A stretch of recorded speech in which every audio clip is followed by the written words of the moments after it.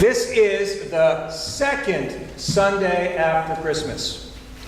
A Sunday we sometimes don't get to enjoy if Christmas squeezes in such a way that the Epiphany comes up. Has a lot to do with the days of the week.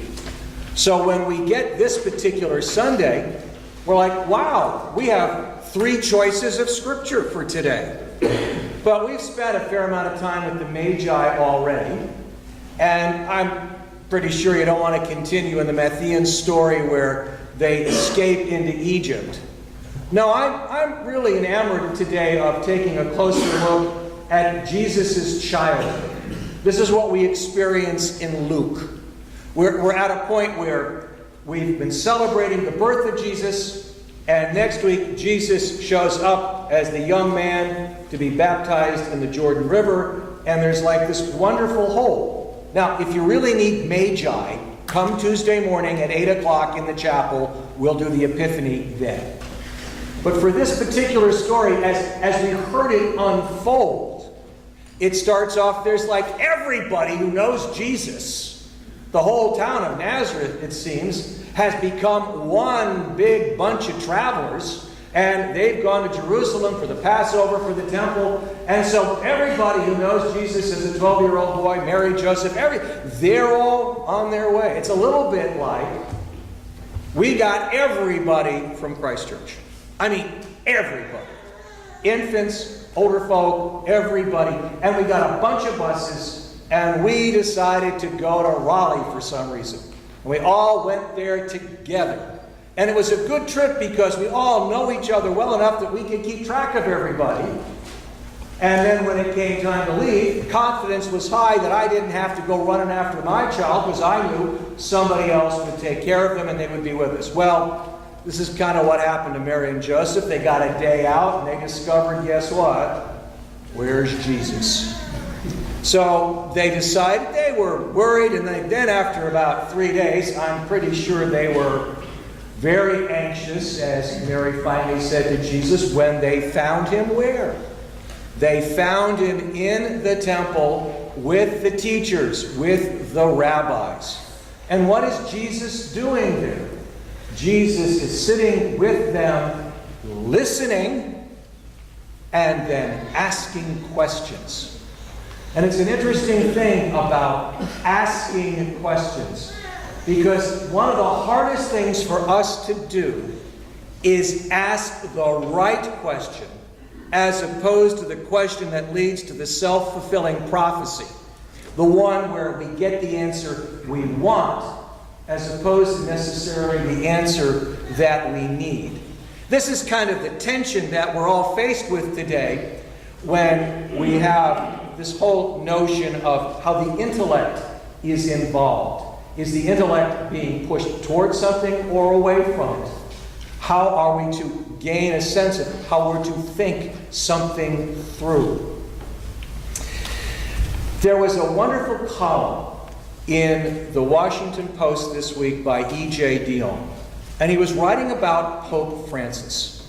And he began to write about this because one of the things that I think is apparent in this particular Pope is that he is asking a lot of questions that people for the longest time have wanted not to hear. The institution may not want to hear it of the Roman Catholic Church, or the general world may not want to hear it. But there's something authentic about Pope Francis. Now, E.J. Dionne, in starting his column, quoted Yaroslav Penokhin, who's a great Christian theologian, a little story. And it was a story about somebody seeing a rabbi and basically wanted to find out from rabbis, why do you always teach by asking questions? And the rabbi replies, so what's wrong with questions?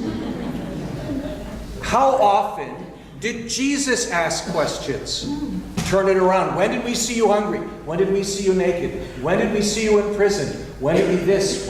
You can think about this. This is Jesus' way in asking questions to deal with the assault on the intellect or the assault by the intellect.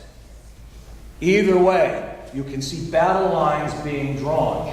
But when the right question is asked, it's pretty darn amazing how we can begin to see the fallacy of a position or the need for a new direction.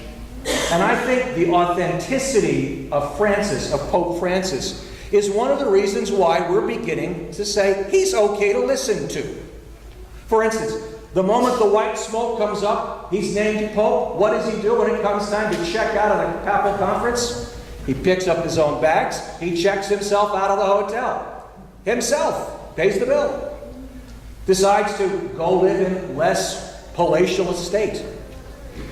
His first Holy Week, what does he do? On Monday, Thursday, he not only washes the feet of a woman, but of someone who is not a Christian, a Muslim. And then from there, we have heard him speak on a number of different issues. He has spoken about climate control. He has spoken about the needs for appropriate sexual conduct. He has dealt with sexuality in some degree to even have the conversation. It's been amazing how he's been able to get this into a world without it seeming like an assault on intellect or by intellect, but something that needs to be heard or said, because he starts it from the framework of what's the right question to ask. And for every one of us, that is a good thing for us to think about. At Christ Church, over the last year and a half, as we've been getting ready for what will unfold in the next few months, a lot of questions have been asked first in parish surveys. Questions have then been posed to potential candidates for rector. Candidates for rector, I'm sure, have posed questions back to the search committee. Questions will be raised again and again during an internal transition of the new movement. And it's from identifying the best of these questions we will identify who God has called to be in our midst as the next rector of this parish. And what a time to come into Christ Church as the next rector, as Christ Church enters its 4th century of ministry. 300 years we begin to celebrate in the year 2015. And I frame this from the idea of what are we celebrating? If we think about it, we are celebrating 300 years of people struggling to ask the right question. And sometimes not asking the right question, doing the wrong thing, but still finding God in our midst and still being blessed to move forward, hearing God clearly into where we're going. Any of us who are fully human can recognize how easy it is for us to fail. Why do we get on our knees anyway to say, I'm sorry to God in the confession? But asking the right question is one of the things that we can do to move us forward. It's a little bit like, fess up. Who's made a New Year's resolution? I see one hand. 2, 3. Okay, in the back. We've got some New Year's resolutions going on here. My hope is that the question that prompted the New Year's resolution is one that will help you keep the New Year's resolution. That's what we're talking about in this mist. Now, the thing about Jesus, which is fascinating to me, here he is in the temple. He has been listening carefully before he speaks. To listen is one who is obedient. One who listens, obediere. When you've heard me talk about the rule of St. Benedict, there are 3 foundational points, which I think influenced the Jesuit Pope Francis, because it's part of the ethos of the Western Christian Church. Stability, sticking with it. Obedience, listening carefully to God and one another. Conversatio morum, another term for daily improvement. All wrapped in a sense of humility, knowing that God is greater than us, and God will reveal to us what we need to hear if we but listen. And here's the thing. Jesus is listening, asking questions after he listens. He must have been asking some incredibly good questions, because they were astounded with his answers to how he spoke to them. And remember, he was 12 years old. And then we get to this great moment when his mother and father find him, when he's doing all this wonderful stuff, and they basically say, we were really anxious. We couldn't find you. Now, if you read the text in a certain tone of voice, Jesus can sound like a typical teenager. Well, I was in my Father's house doing the work I'm supposed to do. That's another way of saying he's fully human. Or we can read it with a little bit more grace towards Jesus. But the thing is, it's his response to the call by his mother and father.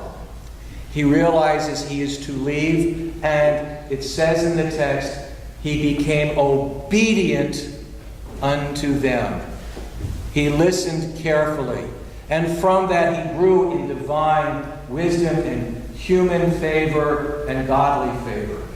He was growing into the one that God will call when he rises up from the Jordan River in his baptism, which he does not need, by the way. This is my beloved, with whom I am well pleased. We'll hear that next week with the adult Jesus. The question that I leave with you has a lot to do with what it was like in your mind, hopefully, to get on that bus with everybody from the church to go to Raleigh. All right? So it's like being part of that whole group that went to Nazareth with Jesus and the whole family to do worship. It's not unlike what we're going to celebrate next Sunday. Now, in order to participate in this, you have to get up early, because we're going to have a baptism at 7:30 in the morning. Young Sebastian Preston, son of CJ, will be baptized in the congregation he's been worshiping with for 9 months, because that's when she comes to church. But you'll have a chance to show your support by what? One of the customs I brought to you that you've embraced. Signing your name to the baptismal certificate that says, will you support this person in their new life in Christ? That, in essence, is the village, the community that surrounded Jesus. Yes, we could say that it was Mary and Joseph alone to whom he was obedient. It was Mary and Joseph alone that he learned the skills as he grew up into the fullness of adulthood. But I also claim that it might just have been the full community surrounding him, and how they modeled the life we could lead, that slice of, if you will, heaven on earth. When we listen carefully to God, when we ask the questions that will lead us more deeply into what God would have us do, we will find gifts beyond measure to help us guide not only ourselves, but all whom we love, the littlest ones and even the oldest ones, to the fullness and richness of all that God has to offer us. So I simply pose this question to you. How will you, in the year 2015 or in the next century of the ministry of Christ Church, model what it means to share and know the beloved?